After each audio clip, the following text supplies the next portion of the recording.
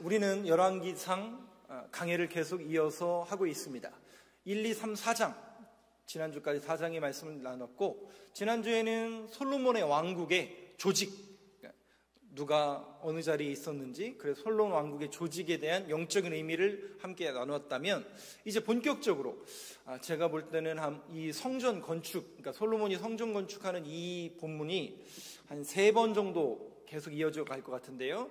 오늘은 이제 5장에 있는 그 성전 건축을 시작하는 그 단계 속에서 이 성전 건축이 어떤 영적인 의미가 있는지, 이 내용을 여러분들과 같이 한번 말씀을 통해서 나눠보도록 하겠습니다. 먼저 이 성전 건축에 대한 것은 제가 한 3번 정도 나누어서 하는데, 먼저 우리가 생각해 볼 문제는 뭐냐면, 이 성전 건축을 솔로몬이 지었단 말이죠. 그러면 우리는 이제 통상적으로 일반적인 개념으로 다윗 때는 피를 너무 많이 흘렸으니까 다윗 때 성전을 못 짓고 솔로몬 때 그러면 지은 거 아닌가? 그리고 분명히 성경에서도 솔로몬이 그것을 짓는 것이 맞는 내용처럼 우리가 이렇게 지금까지 알아왔단 말이죠. 그런데 저는 여러분들한테 조금 더 신앙, 그리고 성경에 대한 깊이가 깊어지길 원하고 성숙한 교회가 되길 원하는데, 그러면 본문에서 그리고 성경 안에서 정말 그 깊이가 있고 성숙한 의미에서 하나님이 정말 성전을 건축하라고 명하셨는가? 좀 뜬금없는 것처럼 보여지지만 여러분들이 성경을 깊이 있게 또 성숙하게 보는 그 자세가 필요하기 때문에 정말 그러했는가에 대한 먼저 그 의미를 먼저 여러분들에게 밝혀 보이고 또 성전 건축에 대한 이야기를 해보도록 하겠습니다. 정말 솔로몬에게 하나님이 성전을 건축하라고 하셨는가? 그 내용을 일단 먼저 다윗 왕 때의 이야기를 통해서 성전 건축이 어떻게 시작되었는지를 한번 들어보도록 하겠습니다. 사무엘 7장을 한번 열어주시죠. 사무엘 7장에 보면 다윗이 성전을 건축할 계획을 갖습니다. 그 마음을 갖죠. 그 마음을 어떻게 가졌는가? 1절과 2절인데 저하고 교독해 보겠습니다. 이 1절은 이제 어느 정도 다윗이 정복전쟁을 마치고 나라가 그래도 조금 안정적이었을 때 다윗이 이런 생각을 합니다. 나라가 조금 안정적이 되니까 이런 생각을 합니다. 1절 제가 먼저 읽습니다. 여호와께서 주위의 모든 원수를 무찌르사 왕으로 궁에 평안히 살게 하신 때에 왕이 선지자 나단에게 이르되 볼지어다 나는 백향목 궁에 살거늘 하늘의 궤는 휘장 가운데에 있도다. 제가 늘 얘기하지만 사람은 등 따시고 배부르면 무슨 짓 한다고요? 죄를 짓습니까? 하나님의 영광을 올려드린 일을 계획합니까? 네? 사람은 대부분, 안 그런 사람도 있지만 대부분 좀 편안해지고 삶이 윤택해지고 부유해지면 대부분 죄를 더 지으려는 쪽이 더 가깝습니다. 근데 오늘 7장 1절에 1장 다시 한번 보여주세요. 다윗은 어떻다고요? 조금 평안해지니까 어떻게 했다고요? 하나님의 성전을 지을 생각을 한 거예요. 그죠? 2절 다시 보여주시죠. 나라가 평안해지는데, 나라가 평안해지고 자기의 영광과 업적을 드러낼 줄 아는데, 와, 역시 다윗은 다윗이죠. 그죠? 그래서 다윗이 나단 선지자, 하나님의 말씀을 전하는 선지자를 불러서 뭐라고 얘기합니까? 야, 나는 지금 어디 살아요? 백향목으로 지은 이런 화려한 궁궐에 살고 있는데 세상에 하나님은 아직도 어디에 있어요? 예? 성막에 있는 거예요. 우리로 말하는 텐트, 성막에, 아직 성전이 없잖아요. 성막에 있는 거예요. 야, 나는 분명히 이렇게 화려한 성궁에 사는데, 왕궁에 사는데 하나님은 저 초라한 텐트에 산다. 여러분, 이 다윗의 마음이 하나님 보시기에 기뻤을까요? 안 기뻤을까요? 그러니까 하나님도 인격적인 하나님이기 때문에, 인격적이라는 건 뭡니까? 아버지가 당신의 자녀들의 그런 생각, 이걸 이제 조금 우리식으로 표현해 볼게요. 아버지가, 그러니까 하나님이 보실 때 하나님의 자녀가 된 다윗의 생각이 기특해 보였습니까? 안 기특한 생각입니까? 굉장히 기특한 생각이죠. 야, 그래도 다윗 네가 정말 믿음이 있구나, 기특한 생각을 했구나. 맞는 얘기잖아요. 그죠? 맞는 얘기예요. 성경도 그것을 계속 기술하고 있습니다. 근데 여러분, 이때를 조심하셔야 됩니다. 이거 제 얘기가 아니에요. 왜냐면 제가 이거에 대한 사도행전 말씀을 이따 보여드릴 거예요. 무슨 얘기냐면 우리 성도, 우리 신앙인들이 정말 조심해야 될 게 뭐냐면 그게 아무리 하나님 보시기에 기쁜 일이고 기특한 생각이라 할지라도 우리의 생각이 중요합니까? 하나님의 생각이 중요합니까? 이 우선순위를 여러분 포기하지 마세요. 그러니까 두 개 다 포기하라 이게 아니라 두 개 중에 하나를 선택하라 이 얘기가 아니라 우선순위가 뭐냐는 거예요. 내 기특한 생각이 중요한가? 하나님의 생각이 더 중요한가? 한 예를 들어볼까요? 사울왕이 아말렉을 치고 진멸하고 돌아왔습니다. 하나님의 명령대로 진멸하고 왔어요. 그러면 진멸하라고 했으면 진멸해야 돼, 안 해야 돼요? 해야죠. 그런데 진멸하다, 그러니까 다 없애다 보니까 아까운 거예요. 야, 이걸 가지고 이 양과 소와 이 떼를 가지고 하나님 앞에 예배를 드리면 얼마나 영광스럽고 좋겠는가, 하나님께서 기뻐 받으시겠는가. 그래서 뭐 했다고요? 진멸하지 않고 그대로 갖고 왔어요. 근데 사무엘이 그 사울왕을 뭐라고 평가하죠? 그 사울왕의 기특한 생각을 뭐라고 평가합니까? 하나님이 당신을 버렸습니다. 그러니까 여러분, 정말 중요한 것은 우리의 기특한 생각, 물론 그것도 하나님께서 기뻐하시는 거지만 더 우선적인 가치는 항상 뭐냐면 하나님이 정말로 원하시는 건가? 이것이 하나님이 시킨 일인가? 이것이 우선순위가 되어야 됩니다. 우리 신앙인들이 신앙생활 속에서 정말 조심해야 될 게 뭐냐면 열정을 갖는 겁니다. 아이고, 그럼 목사님은 열심히 하지 말라는 얘기냐? 아니에요. 열심을 내야죠. 당연히 열심과 성실해야죠. 그런데 그 열심과 열정과 성실이 방향이 잘못됐다면 누군가는 지적해줘야 되는 거 아니에요? 엄청난 헌신과 열정을 내요. 근데 방향이 잘못됐어요. 방향이 잘못돼서 자기 의의를 드러내고 자기 영광을 드러내는 그런 열정과 헌신이라면 누군가는 제지해야 되는 게 옳은 거 아니에요? 우리 신앙인들도 얼마든지 자기의 의의와 자기 것을 포장하고 드러낼 수 있습니다. 오늘 제가 그것을 여지없이 솔로몬의 모습을 통해서 보여드릴 거예요. 정말 솔로몬이 성전을 하나님의 영광을 위해서 짓는 건가? 자기의 업적을 위해서 짓는 건가? 여러분들이 잘 보셔야 돼요. 성경을 잘 보셔야 돼요. 하나님의 일이라니까, 성전 짓는다니까, 아, 그냥 하나님께서 하신 거구나. 그렇지 않아요. 자기의 영광, 우리가 교회를 열심히 다녀도 결국 자기 영광, 자기 의의를 얼마든지 드러낼 수 있습니다. 우리 신앙인들의 가장 우선적인 가치와 그 초점은 뭐냐면 이게 하나님께서 원하시는 일인가? 이것이 하나님께서 나에게 맡겨주시고 시킨 일인가? 여기에 여러분들이 초점이 있어야 됩니다. 그래서 우리 신앙인들이 정말 조심해야 될 때가 언제냐면 은혜 받을 때입니다. 아이고, 그럼 우리 목사님은 은혜 받지 말라는 얘기냐? 천만의 말씀입니다. 아니에요. 은혜 받을 때 뭐라고요? 조심하셔야 돼요. 은혜 받으면 뭔가를 하고 싶어요. 그리고 하나님 앞에 열심을 내고 싶고 뭔가 하고 싶어요. 근데 조심하시라고요. 왜? 그때도 기도하셔야 돼요. 구별하시고 분별하셔야 돼요. 정말 이게 하나님이 기뻐하시는 일이고 나에게 시켜주신 일이고 나에게 맡겨주신 일인가? 이것을 분별할 수 있는 지혜와 그것을 구별할 수 있는 그런 능력이 여러분들 안에 있게 되길 간절히 소망합니다. 지혜로운 신앙인이 되어야 되고 분별력 있는 신앙인이 되어야 된다는 겁니다. 5절 말씀을 한번 보여주실까요? 같이 읽어보겠습니다. 시작. 가서 내 종 다윗에게 말하기를 여호와께서 이와 같이 말씀하시되 내가 나를 위하여 내가 살 집을 건축하겠느냐. 자, 이 구절이 지금 하나님께 다윗과 지금 나단 선지자를 통해서 하나님께서 말씀하시는 이 대화예요. 근데 나단 선지자 가서 내 종 다윗에게 말하기를, 그러니까 나단 선지자에게 하나님 뭐라고 말씀하시냐면 여호와께서 이와 같이 말씀하시되 네가, 여기서 네가 누구예요? 다윗이잖아요. 다윗이 하나님을 위하여 하나님의 살 집을 건축하겠느냐? 이건 무슨 얘기예요? 그래서 제가 늘 말씀드리잖아요. 이게 우리나라 말로 번역하다 보니까 이렇게 어렵다니까요. 그래서 새 번역은 이렇게 번역해요. 새 번역에서는 너는 내 족 다윗에게 가서 전하여라. 나 하나님이 말한다. 내가 살 집을 네가 지으려고 하느냐? 이렇게. 그러니까 어감이 다르죠? 다시요. 쉬운 번역은 어떻게 하냐면 아예 더 극단적으로 표현해놨어요. 너는 내가 살 집을 지을 사람이 아니다. 그 뜻이에요. 정확합니다.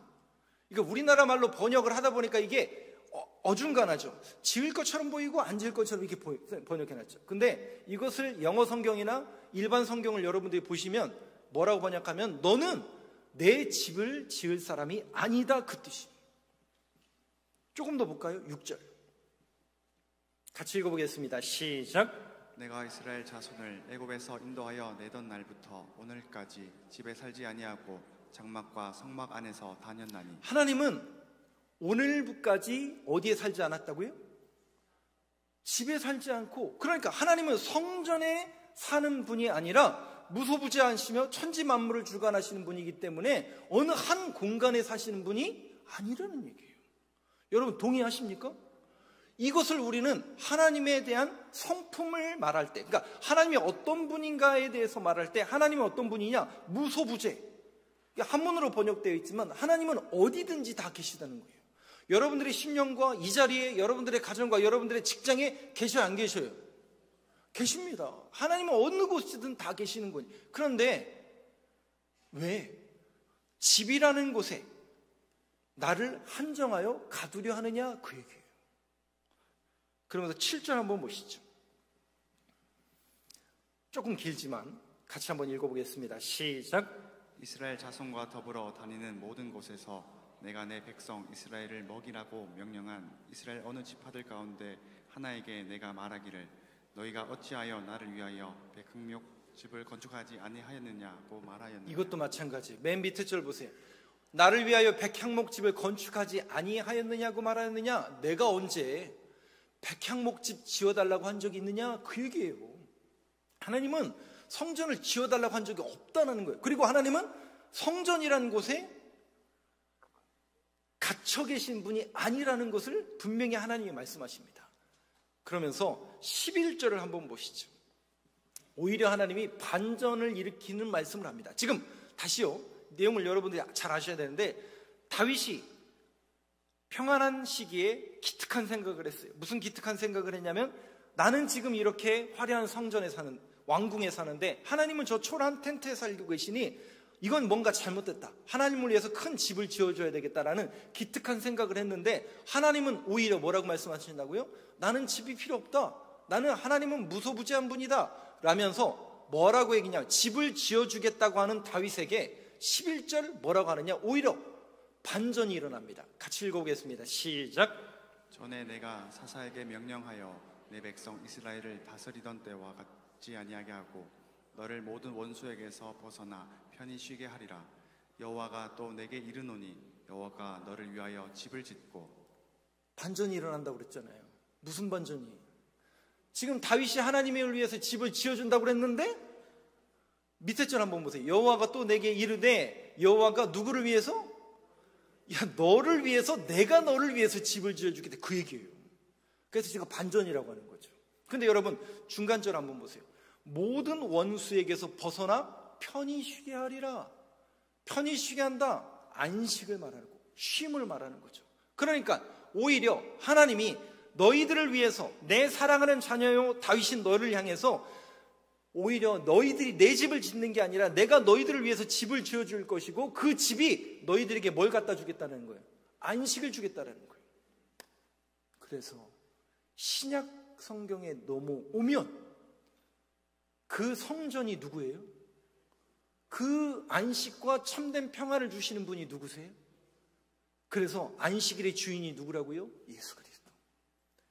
그리고 너희를 위하여 집을 짓는다는 이 말씀은 결국 솔로몬이 아니라 다윗을 통해서 오고 올 예수 그리스도를 통해서 내가 너희들에게 집을 지어주고, 예수 그리스도를 예표하는 그림이고 그 예수 그리스도가 너희들에게 참된 안식과 쉼을 주겠다라는 주님의 말씀입니다. 이 얘기예요. 12절을 한번 보시죠. 예수님에 대한 이야기예요.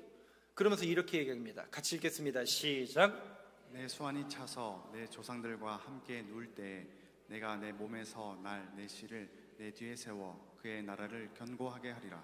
예수 그리스도를 예표하는 그림이고 예수 그리스도를 통해서 내가 그의 나라를 견고하게 하리라. 그런데 13절 한번 보시죠. 이 구절 때문에 솔로몬이 건축을 하게 되고, 우리는 당연히 솔로몬 때문에 솔로몬이 성전 건축한 것을 당위성을 여기서 찾는 겁니다. 같이 읽어보겠습니다. 시작. 그는 내 이름을 위하여 집을 건축할 것이요 나는 그의 나라 왕위를 영원히 견고하게 하리라. 이 구절 때문에 그래요. 그런데 이 구절은 결국 오고 올 누구요? 예수 그리스도를 예표하는 그림이라는 것이죠.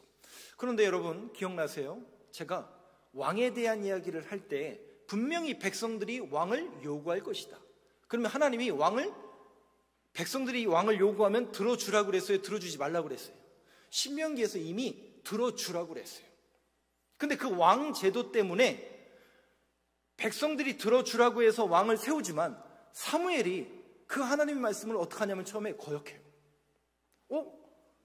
사무엘은 하나님의 말씀을 받아서 전달하는 사람인데 거역했다고요? 맞아요. 그러니까 뉘앙스가 뭐냐면 백성들이 왕을 요구해요. 근데 사무엘이 뭐라고 하냐면 하나님 안 됩니다. 이 백성들이 진짜 왕이 누군지를 몰라서 지금 저러는 겁니다. 근데 하나님 뭐라고 하냐면 야, 신명기에서 얘기했잖아. 분명히 왕을 요구할 텐데 들어줘. 그랬더니 사무엘이 가서 뭐라고 한 줄 알아? 백성들을 모아놓고 야, 왕이 뭔 줄 알아? 왕은 너희들의 자녀를 데려다가 노역을 시킬 거야. 왕은 너희들에 있는 집안에 있는 재산을 세금을 걷어서 왕궁을 차릴 거야.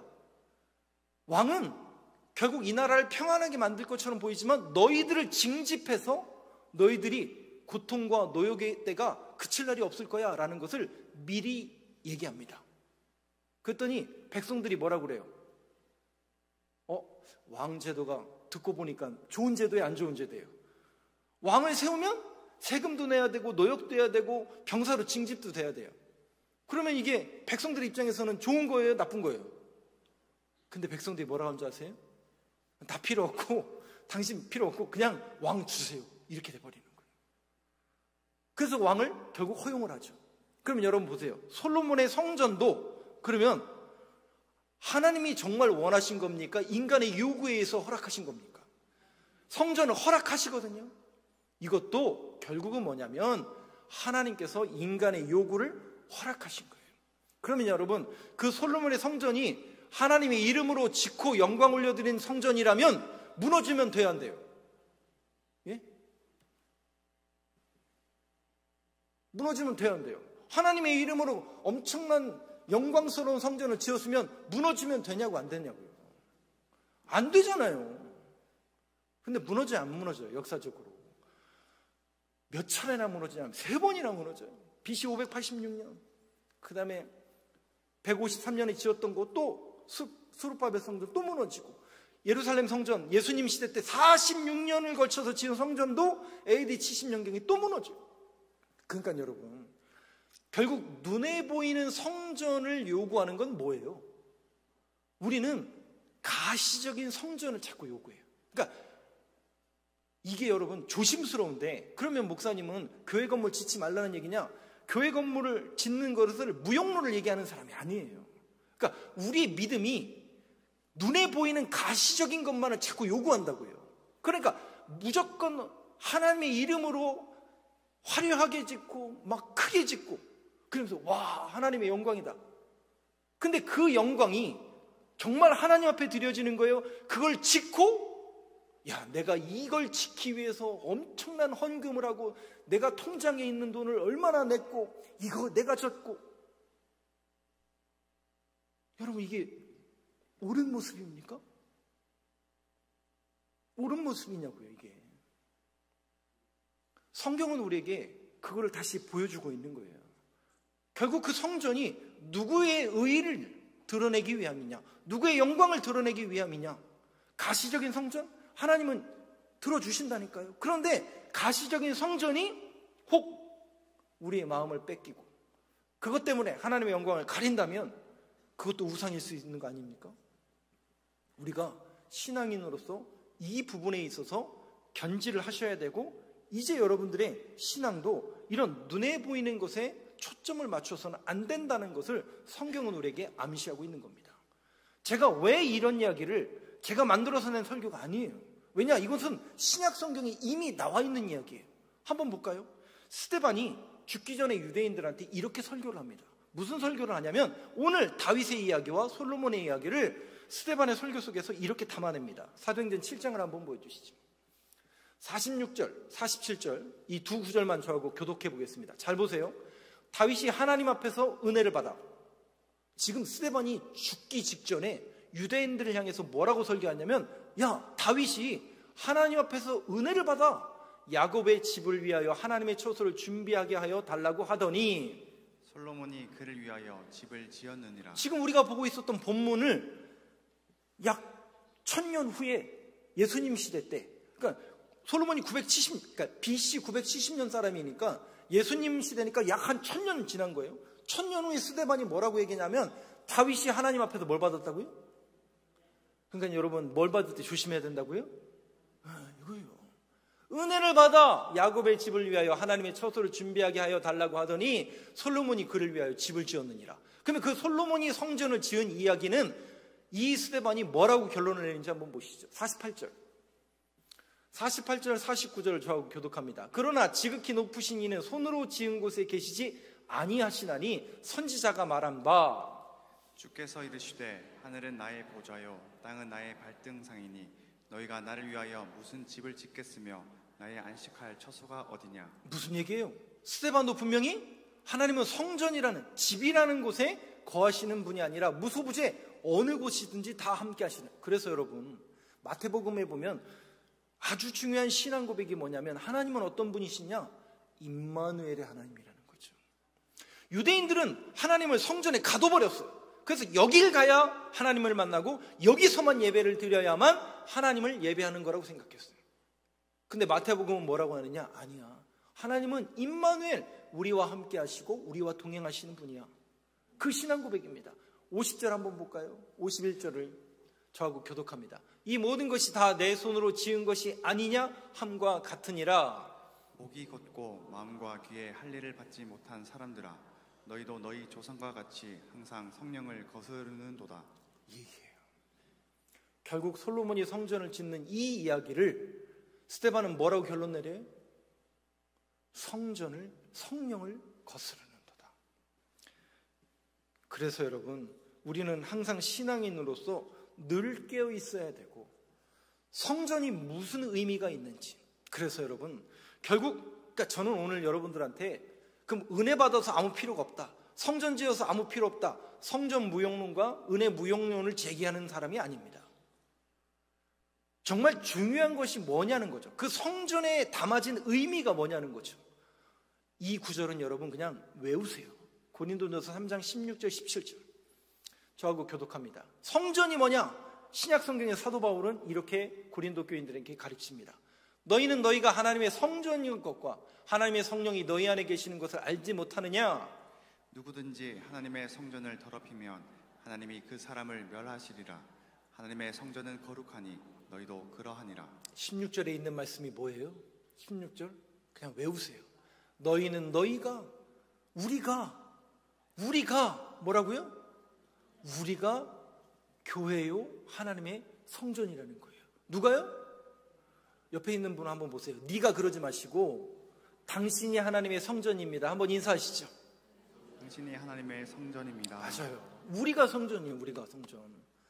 우리가 성전이래요. 그러니까 우리가 성전이라는 것은 내가 성전인가? 나도 몰랐는데 지금 알으셨으면 돼요.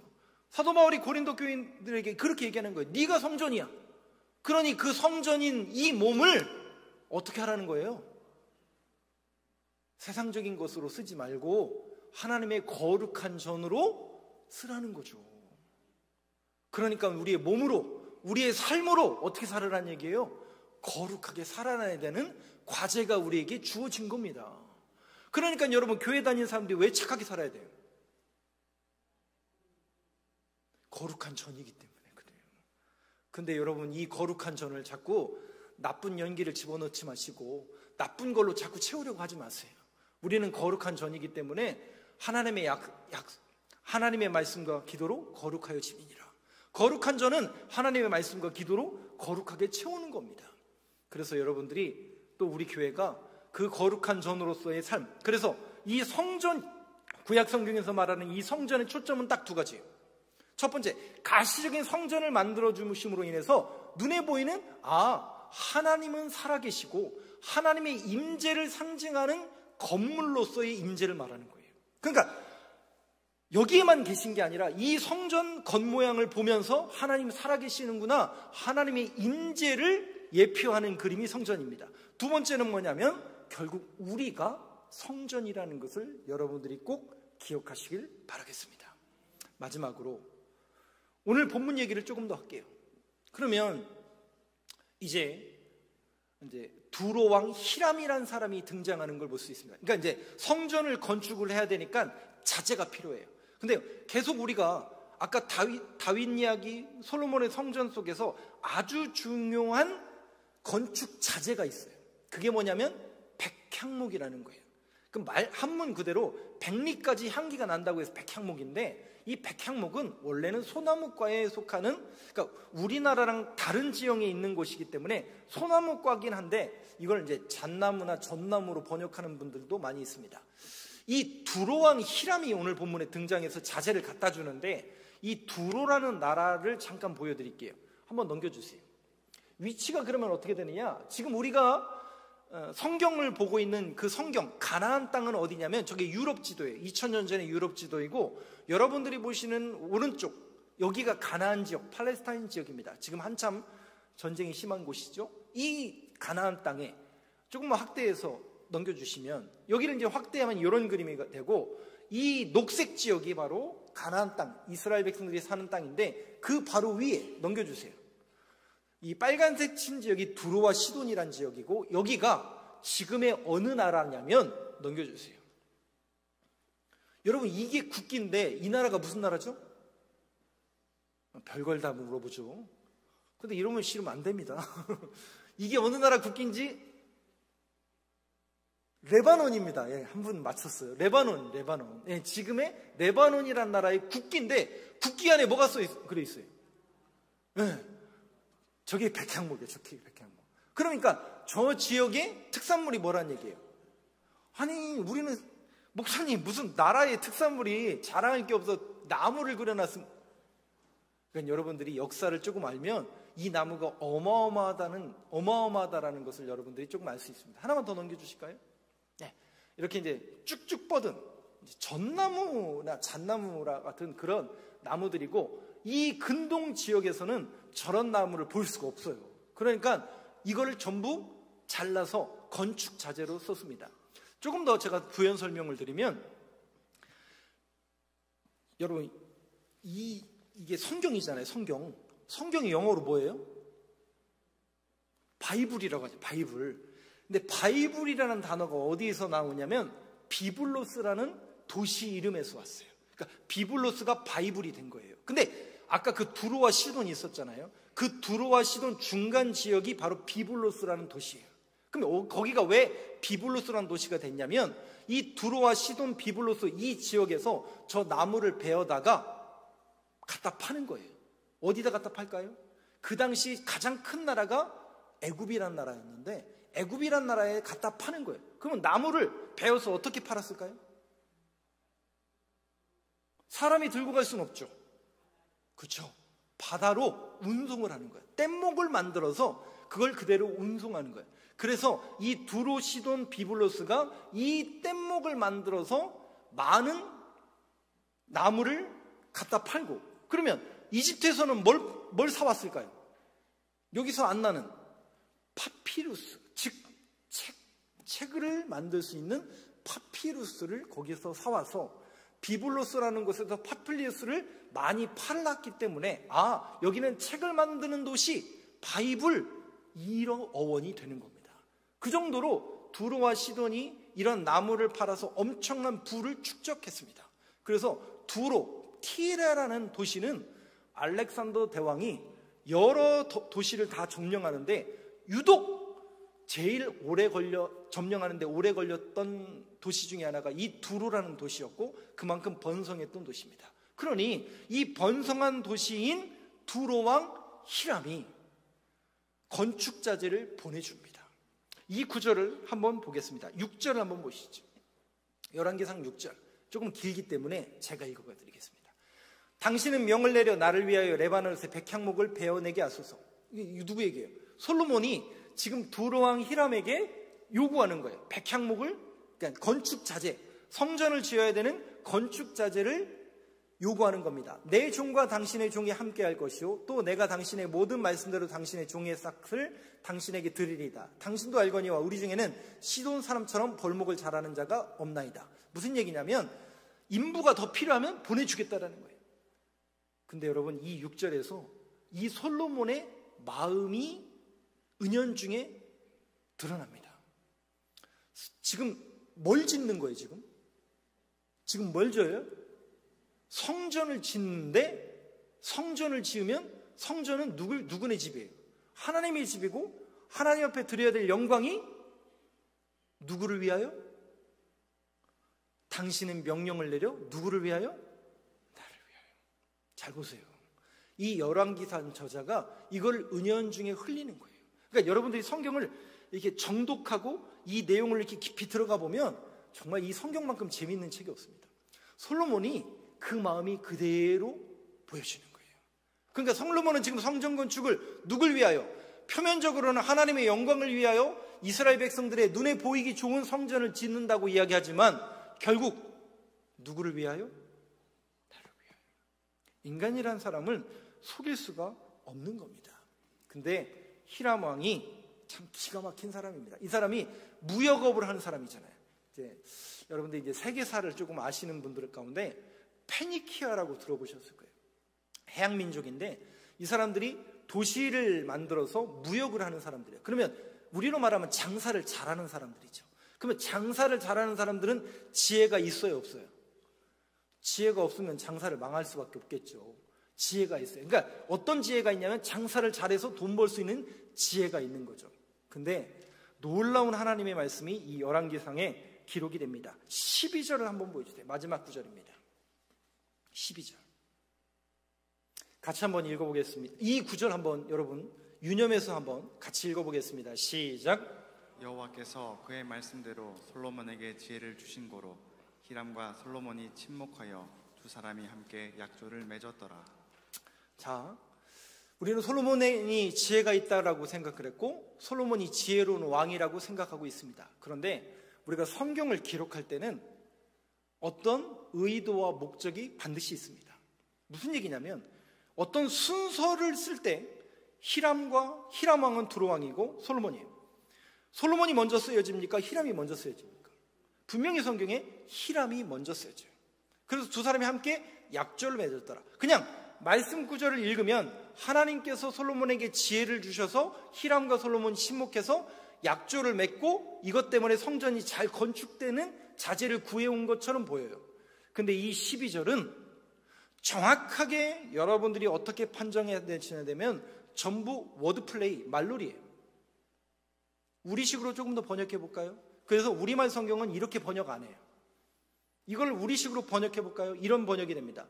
하나님께서 솔로몬에게 말씀대로 솔로몬에게 지혜를 주셨는데 그 지혜를 가지고 너는 히람 왕에게 속아서 하나님의 언약을 어겼느니라, 이렇게 번역을 해요. 그러니까 완전 의미가 달라지죠. 완전 의미가 달라지죠. 너는 하나님의 지혜를 받은 사람인데 인간적인 지혜의 왕인 히람을 이겼다는 얘기에 못 이겼다는 얘기예요. 못 이겼다는 얘기예요. 그리고 결국 하나님의 언약을 네가 잊었더라, 그 얘기가 돼요. 그러니까 여러분, 히람 왕을 인간적으로 이길 수는 없었어요. 그러니까 이것은 무엇을 의미하는 거냐면 솔로몬의 성전 건축의 그 본 마음, 솔로몬의 그 마음 속에 있는 마음의 중심에 정말 다윗처럼 전심으로 하나님을 향하고 있는가?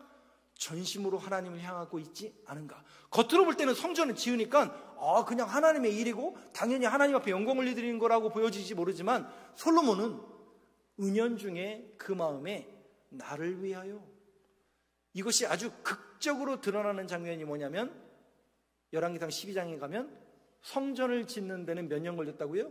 7년이 걸려요. 그런데 자신의 왕궁을 짓는 데는 13년 걸리더라. 무슨 얘기예요? 성전을 짓는 데는 7년 걸리고 자기의 왕궁을 짓는 데 13년 걸렸어요. 그 얘기는 무슨 얘기예요? 성전을 더 크게 졌다는 얘기예요? 왕궁을 더 크게 졌다는 얘기예요? 그러니까 이 솔로몬의 마음속에는 뭐가 더 있는 거예요? 자신의 업적이에요. 사랑하는 성도 여러분, 그러니 20년이 넘는 세월, 그리고 그 노역의 때로 인해서 백성들은 안식을 누렸을까요? 피곤했을까요? 그게 결론이에요. 오늘 7장 11절에 하나님은 분명히 뭐라고 말씀하셨어요? 내가 너희를 위하여 성전을 지어주겠다. 그 성전이 결국 우리를 평안하게 만들어줄 것이다. 결국 그렇다면 우리가 신약시대 속에서 예수 그리스도가 성전이 되시고 그분이 우리에게 참된 안식을 주신다라는 그 약속의 신약 성경의 말씀을 믿는 사람으로서 우리가 오늘도 예수 그리스도를 잘 믿는 신앙인이 되어야 되고, 그 예수 그리스도를 잘 믿고 그 예수 그리스도를 따를 때 우리에게 참된 안식이 주어질 줄로 믿습니다. 사랑하는 성도 여러분, 우리에게 주어진 이 한 주간의 삶 속에서도 저와 여러분들이 성전이라는 사실을 잊지 마시고 거룩하게 또 예수 그리스도를 믿고 안식을 누리는 그런 삶을 살아가는 이 한 주의 삶이 되길 간절히 소망합니다.